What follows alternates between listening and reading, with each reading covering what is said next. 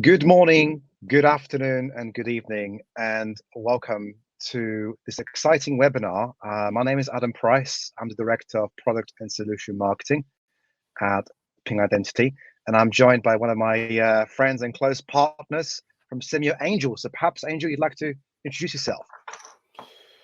Good day, good morning, good evening, good afternoon. Adam, nice to see you again. Yes, Angel Cruz here from Simeio, Senior Manager at Simeio. And it's great to do this with you, Adam. I know we've been collaborating for some time, and this is ready to get this started. Fantastic. Well, Angel, thank you so much for joining us. And today we've got a meaty topic to discuss, right? We're talking about digital maturity in financial services industry and the all-important role of identity. So I'm really eager to kind of dig into that.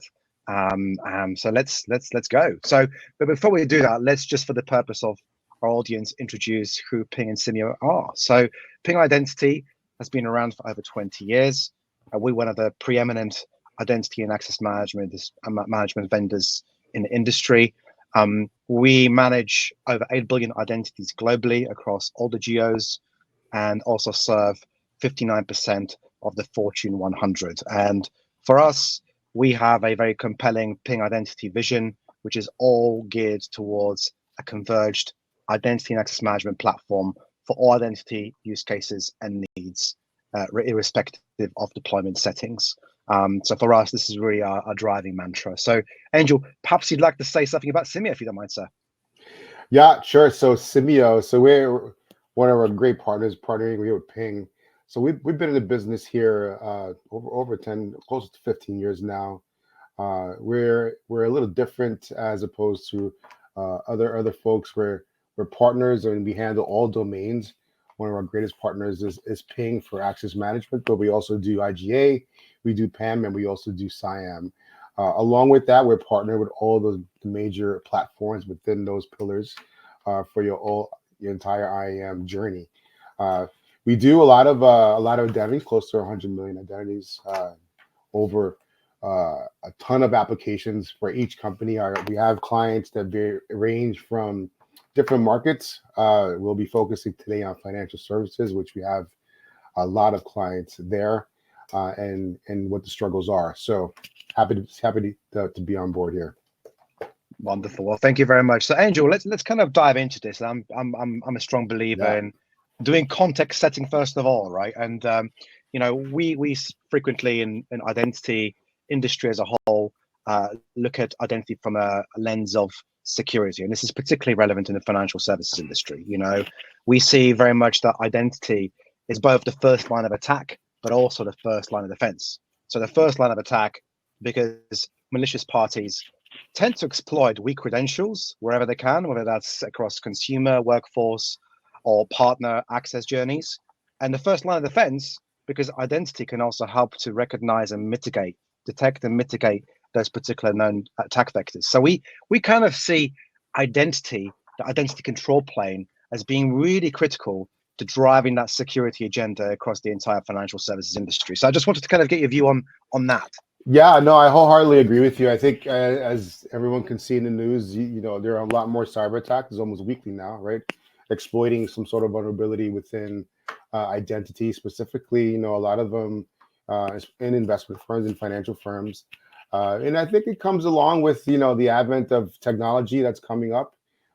Attackers are also leveraging new becoming emerging technologies. And I think, as providers and as also financial firms should adopt the same, right? So identity, I think, is always the most vulnerable because you can have your insider threat, you can have folks that just are weak in compliance and can be heavily exposed, or you can even have legacy infrastructure that exposes your identities. Specifically, when it comes to financial services, workforce and client data are paramount, right? Specifically paramount on the client side, because that is your money maker. So yeah, this is great context here, and it's actually being played out today in the news. It's interesting you say that because typically if you look at some of the other verticals, when we think about identity, we tend to associate identity with authentication. And authentication, don't get me wrong, is a very important use case. However, in the financial services industry, I believe, particularly in retail banking, the industry has really thought about how authentication, authorization, convergence, identity blind spots, identity governance and administration, how they all play into securing customer accounts, customer data, mission critical infrastructure, right? So as you say there, this is not just about securing consumer accounts, but workforce accounts, partner accounts, and that mission critical infrastructure, which, as we know, is being increasingly targeted by these malicious actors. Yeah, I agree. I mean, it all comes together, right? I mean, it just does, because how you laid out your convergence there will depend on, on your weakest link of your convergence is your vulnerability, right? So you could have strong authentication, you can have strong authorization, or weak authorization, or strong authentication, or weak first line, and that'll be your vulnerability. So it all matters. It definitely all matters. And Angel, I'm just curious from your perspective, being a seasoned veteran in this industry, have you seen this agenda move up of the order of priorities in the financial services space? I mean, Yeah, how have you seen this evolve? yeah, it varies from, different clients that we have. Specifically, there are some clients that we have that are smaller than others, and each one will handle it differently. But everyone is very well aware what the vulnerabilities are and what is happening in the news. So you see a lot of development happening, specifically with biometrics. Specifically, how do we protect our workforce? Compliance training is through the roof. How do we protect our client data? What are we doing to, once they log in, how are we protecting them from, if they're remote? How do we know it's them, that they're remote? How are we protecting our mobile devices with their identities? How can we leverage now emerging technologies, things like AI, to alleviate some of this burden for us, and take us to the next level? So a lot of my clients are doing that. Each one will take some, maybe a solution out the box and develop around it. Obviously, user experience is paramount when you apply a new discipline or a new deployment, and a lot of specifically in financial services, they're very concerned about that. So, And actually, Angel, that's a very useful segue onto our next contextual set here, which is the customer experience, right? And as I mentioned before, identity comes from these roots of being a kind of a security discipline. However, we've seen a significant shift in that, and actually, robust identity access management has to be able to address the security dynamics that we discussed about, but it also has to be able to drive a better customer experience. So again, from our perspective, we're seeing that identity is almost, in a sense, a risk, or a kind of an obstacle to delivering a good customer experience, particularly when you think about a lot of these financial service providers, particularly the big players. You see a lot of legacy, you see a lot of fragmentation across those solutions, but also identity is, in many ways, the opportunity to unlock those new experiences, to build that unified view of customer needs, to be able to drive that personalization across all channels. So we kind of see that identity orchestration is really a key enabler in that agenda. So just wondering what your perspective on that is as well. No, yeah, I agree. Orchestration, I think experience, I think, to me, and I've been seeing this for the last probably 5 years, gone are the days where, you have your big bank just drop a platform on everyone. This is it. This is the GUI. We need to use it. We'll train you how to use it, right? And then, you need to do these things on a yearly basis, and this is what we need to live with. That's no longer the case, right? No longer the case now, is specifically when it comes to client using the data. It's more of your customer is your workforce. That's going to drive your budget, right? So if you have unhappy people complaining, you have say line of business CIOs that are complaining. So listen, this GUI or this experience is taking way too long for the value that you're bringing to my business, right? Because technology is disruptive to business, right? So that's the first thing they're going to come and say: you're disrupting my business and you're just making it harder. I'm losing money, right? Specifically in New York, right? So I think user experience, if you make it flexible enough, if you make it interactable enough, that high level people within the business say, okay, all I need to do is click here, I understand this. It's very contextual. I'm done, and I mitigate it. a lot of regulatory requirements with that simple experience, you're going to get kudos from your user base, and that's going to give you funding for next year, right? Specifically, if you start gaining some credibility with the lines of businesses, which are going to fund you, you can actually deploy something that you want to do in the coming years. So user experience is paramount. It's everything. I see it everywhere now. No, gone are the days you can just drop a COTS implementation and everyone will be fine with it. That's not the case anymore. Now it's got to be highly customizable for the user. It's interesting you say that, because I think we notice from our perspective that the buying committee, so financial service providers who procure identity and access management solutions, those decisions are no longer just being made in IAM departments. They're no longer being made even in IT departments. Like you say, the lines of business are driving our agenda, and they're expecting, looking at, for example, something like know your customer KYC checks, right?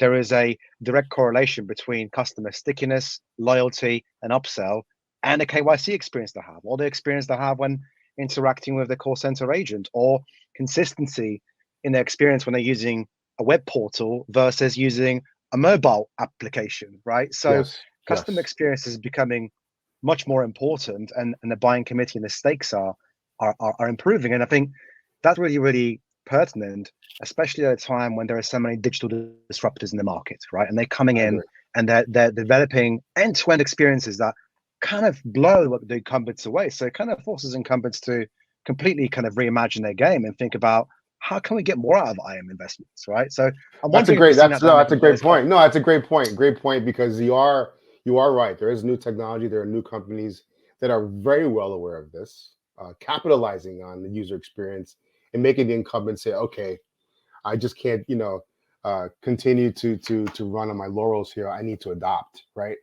So that's definitely happening. You see that happening with the incumbents with their cloud versions, that are making more usability and better user experience, as opposed to what they had before, to compete against these companies. Now, granted, you have big financial services firm are probably going to go with established companies that have a good foundation resource base to support the user, as opposed to going to a newer company that may have a better experience, but it's still the competition. Yeah.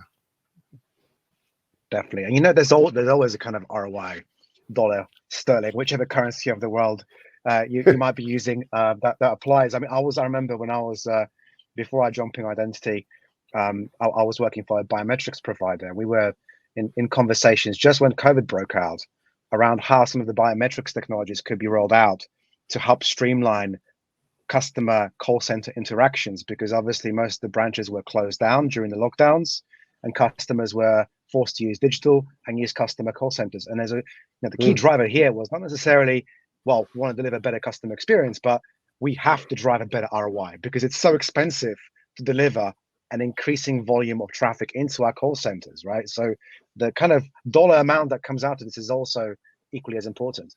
I would even add time to value, right? I mean, time to value now is even being talked about. I mean, we're invited as a partner with many of these companies when we do deployments to steer code committees, right? And they specifically ask you, what's my time to value here? Because they're trying to figure out what's the ROI.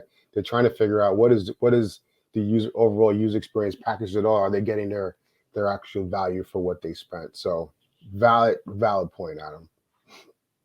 Time to value, good point, for sure. Well, actually, that's again a useful segue into thinking about where are we going to be in the future in this industry. Obviously, we talked about a myriad of problems that these providers are seeking to address, and how they're using identity to help to unlock some of that value. But we're seeing that this is one of the most changeable industries globally. Wherever you go, whichever part of the world you're in, this is a highly evolving and highly innovative industry.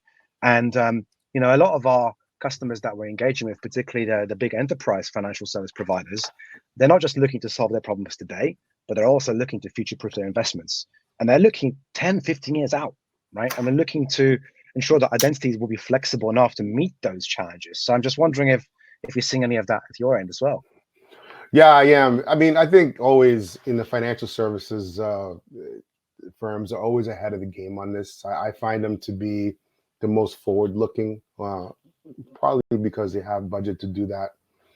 especially when people are investing in blockchain and even looking at AI. Most of my companies are investing in AI, looking at how can AI help us in the future. How could it make our life easier in terms of maybe automatic identity verification, behavior analytics, things like that. Stuff that would take a very long time and a lot of VLOOKUP and spreadsheets, where now you could have someone just do it for you. So yeah, that's the trend. It's happening a lot, and AI and machine learning is just one of the avenues that's it's kind of hot now. I think you'll see everyone talking about it, but there are some values there that that can be had if deployed correctly. I think we're still a couple years away, but the investments are happening now. Exactly, to your point there, it's about being made now for the future. And from my perspective, what we're seeing here, certainly I'm based in the UK, so from the EMEA region, and also to a certain extent APAC, is this kind of move towards an API first mentality. Some of the most progressive banks that we have here in the UK are adopting an API first mindset, where they're looking to use financial grade APIs to help them drive their embedded finance agenda, to help them drive open banking, open finance, at the same time meeting compliance requirements, which are becoming more and more stringent. So that's really, really important. And the other thing that we're seeing as well is that the entire ecosystem is growing very, very rapidly. To deliver those offerings, to be in that space, to be competitive, you need to be able to really ensure that you're opening up access to your wider ecosystem of third-party providers, and with that come risks. And again, these malicious parties, going back to the security angle, are frequently targeting those weak, vulnerable spots in that. So again, identity has a big role to play in that perspective as well. Agreed. 100% agreed. So I mean, let's just kind of move on with this, and we've heard a lot being talked about this kind of concept of IAM convergence. And I personally, saw this initially coined by Gartner. And Gartner was talking about convergence, mostly to describe how across workforce identity and access management, convergence across different capabilities across the entire life cycle is really key. But actually, if we expand that convergence more broadly than that, I kind of see the convergence is really, particularly in this industry, is around being able to connect and be able to meet all the identity use cases. So consumer identity use cases, workforce, partner, trusted third party provider use cases today and tomorrow. And again, this is not just about authentication. So you see on this slide here, I've listed some of the capabilities that we believe are really critical towards IAM convergence. And let's not forget underneath that as well, there's that deployment flexibility. Many big financial service providers are saying, hey, we've got to transition to the cloud. We believe in the cloud. That might be so, but many of them are still operating in self-managed and hybrid deployment settings, and they're expecting that flexibility. So I'm just wondering, what's your kind of take on the kind of convergence angle within the scope of financial services? Yeah, I think there's many benefits to that. I think if you wanted to name some, you have maybe cross-platform compatibility, you have integrated access control policies, unified identity verification. There's different things that you can harmonize together, where as doing it standalone, just think of the overhead, right? With that, as opposed to having a converged model where everything could be handled from one source, right? And handle all your policies that way. And I think a lot of companies are moving towards that, are realizing that this is the correct model to do. Not to deploy it, it does take some time. It does take some skill sets there, but I think the benefits outweigh, and your ROI will outweigh eventually what you currently have today, right? So there's no denying what convergence brings. There's no denying the savings that convergence will bring you, and it will take you to the next level of your discipline. And I'm also having conversations here with some of our customers and partners, and they're saying, hey, we're looking to reduce our IAM footprint from circa 12, 13 vendors to 4. It's quite interestingly enough that a lot of them say, you know what, I want to converge, but at the same time, I don't want to give any vendor the keys to the kingdom, right? We're not going to go from 12 to 1. We're going to go from 12 to 4, right? That consolidation is real, and it's really kind of here to stay, particularly in financial services. And you know, I'm also seeing some of the more progressive financial service providers think about how they can use verified credentials, how they can use top-notch identity verification capabilities to really differentiate themselves, from the pack as well. So this is not just about the core IAM use cases, but also about these kind of more innovative use cases that are kind of perhaps maybe 1 or 2 years from mass adoption as well. Yeah, I think part of the convergence, and we've been experiencing this and some of our clients, is it's the numbers game, right? I think you get a top down approach depending on the economy to say wow, we have X amount of vendors here doing X amount of things. Why can't we just consolidate here? And I think in one of it is, yeah, like you said, we don't want to put all our eggs in one basket with one vendor doing everything here and kind of spread the risk out. But then you have to go with start looking at, okay, what do these companies actually do for me? What are their discipline? What are the technologies they're using? How do they stand out with others, right? And again, I go back to companies like Ping, who have been in the industry forever and have a significant footprint here, and it's undeniable, the best in breed. And what companies like in banks will always fall back to that. So yeah.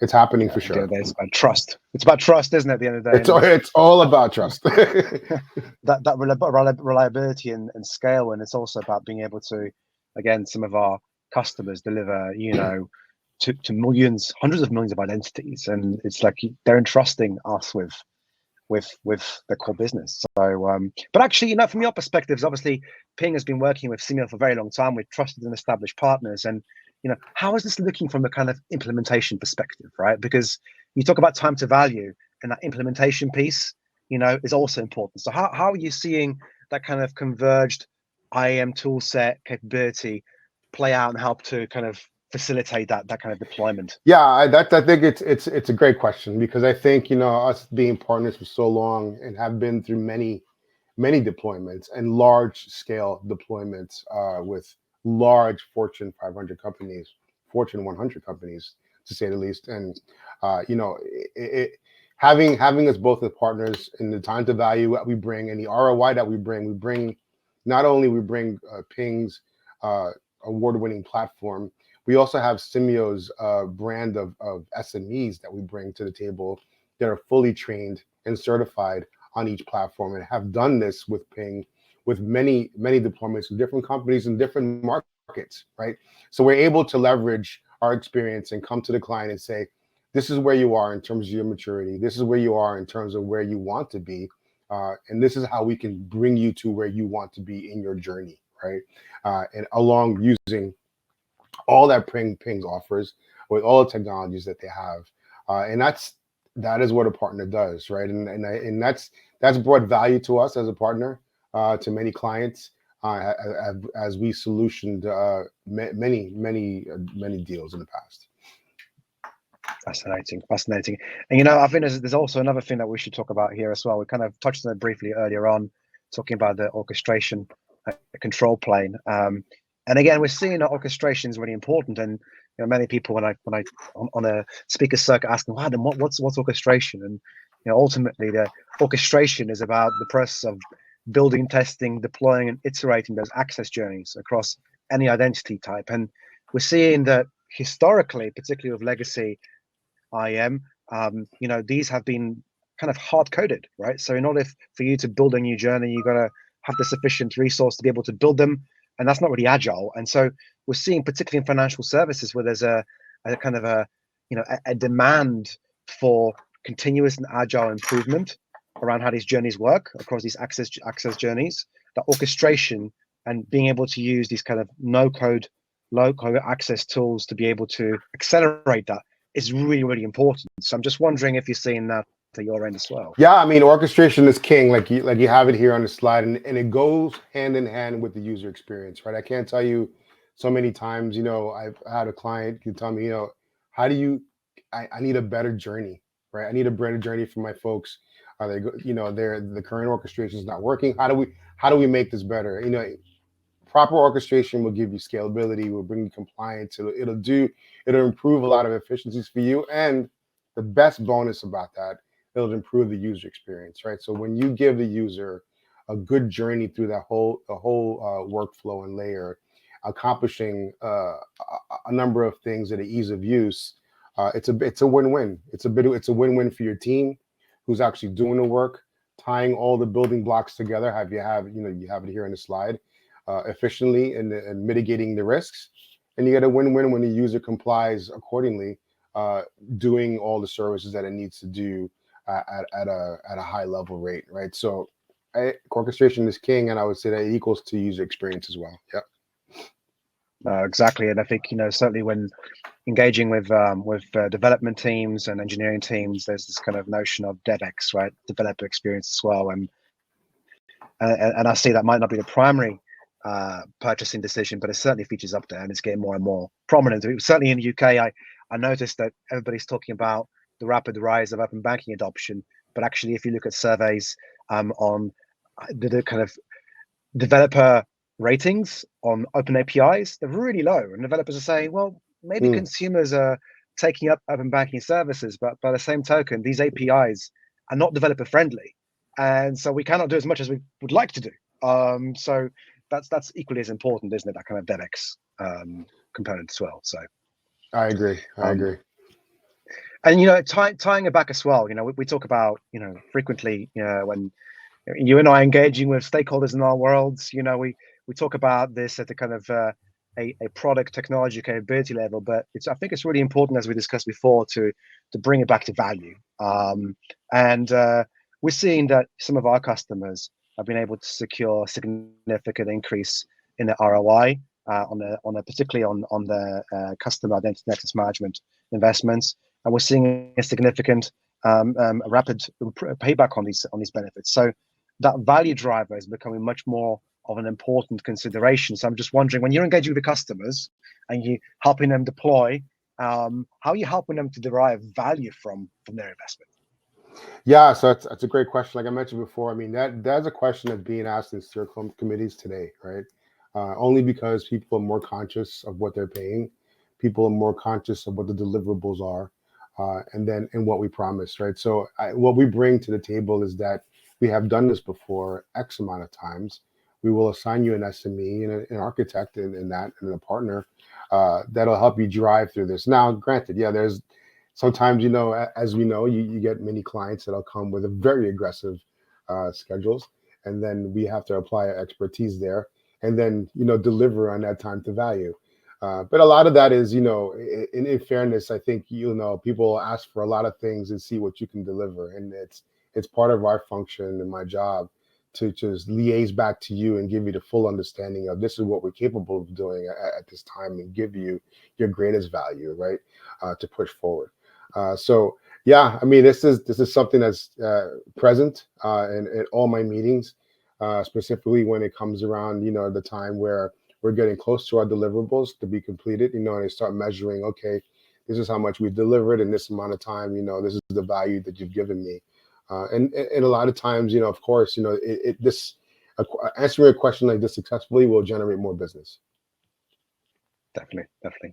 And actually, when you start tying some of that all together, the initial title for this webinar is around digital maturity and how identity can help to drive that in financial services. I mean, from my perspective, I think for me, those value drivers, are effectively a marker of digital maturity, right? I mean, Mm. you have technical KPIs that also establish that at scale, but ultimately, it's the ROI to be able to drive the market share that you can tap into. And with excited developments like embedded finance, this is also about new markets that you can tap into, right? So actually bring it back to that kind of initial question, how can identity drive digital maturity in financial services? I mean, if you had to kind of distill that into maybe 2 or 3 things that you wanted our audience to take away, what would those things be? How do we drive maturity in digital? I mean, I think it's gonna take us into the world. Now I keep saying it's an AI, right? I think it's something that we're seeing more and more, uh, things that we're unable to do today, or it requires a lot of ROI, or requires a lot of time. I think leveraging emerging technologies would be able to mitigate that quickly, right? And not only in development work, which is happening. There are a lot of companies that are doing that today, that's being, vetted. But that's coming again in the future. But things like, risk-based authentication, there are a lot of global companies that have global presence globally, and how do you maintain security with different restrictions in different countries in a uniform manner, right? That's a challenge today. That requires a lot of man work. That requires a lot of advisory teams, a lot of audit teams. How can technology help you do that, right? Behavior analytics. How do you evaluate a person's behaviors in different cities, different countries, right? And derive intelligence around that to help you create mitigating controls, right? Automated identity verification and authentication. Who knows, right? Maybe AI can help you do that in an automated fashion, right? There's many ways I think that protecting the digital maturity is going to mature because of these emerging technologies, and it's going to happen, I think, very quickly within the next 5 to 10 years, Adam. I believe, right? It's going to happen fast. Yeah, we should put a bet on that, Angel. That's for sure, right? But Let's do no, it. I mean, we talk about AI as well, and AI and machine learning is so important to what we do because, from a kind of an access perspective, context is king as well, right? And being able to understand, map, ingest, and then use access and risk signals to be able to drive real-time decisioning in those access journeys is so important. And to your point there, it's not possible to collect and manually manage these access signals. You need AI and ML to help you make sense of that, introduce the appropriate level of decisioning, risk-based access control. And this is not just about, I think from my perspective, this is not just about the first-party access signals, but it's also about the third-party access signals. And you talk about biometrics, for example, and you talk about identity verification. I think financial service providers, from my experience, they want extensibility, right? They want one platform that helps to meet these complex identity use cases today and tomorrow, but also they want to have interoperability with a whole bunch of IDV providers, a whole bunch of risk management SCA providers. So they don't have to spend 6 months integrating with each one individually, right? Spot on. You're spot on. Yep, 100%. Yep. So that's kind of bringing it all together. This is the challenge, and I tell you what, working in this industry is super exciting because it's moving so fast and it's changing so quickly. I just think of where we were just a year ago with ChatGPT, where we are today, right? That's how fast it's moving, and that's how fast the challenges will grow along with that, right? As the wrong guys, the black hatters, will also leverage this technology. So we need to keep it to par. Exactly. And yeah, perhaps next year, this time next year, Angel, we can have another webinar where we talk about these same things, but from a different perspective. Who knows, right? So agreed. Let's do it. Let's do it. Angel, I'm super grateful for you for joining us and taking the time. Really grateful, and we're super excited to continue our long-standing partnership with Simeio to help to solve our customers' needs in the financial services industry and beyond. And just before we wrap up, I just wanted to allude to some of these resources that we put together for our audience. So feel free to access this deck and be able to use these resources to further read into this. And feel free to contact us, obviously, if you wish to discuss this further. So with that, Angel, thank you so much. Thank you. Thank you for having me. Yes, sir. Thank you for having me. Great time here as always, and let's do it again. Thank you.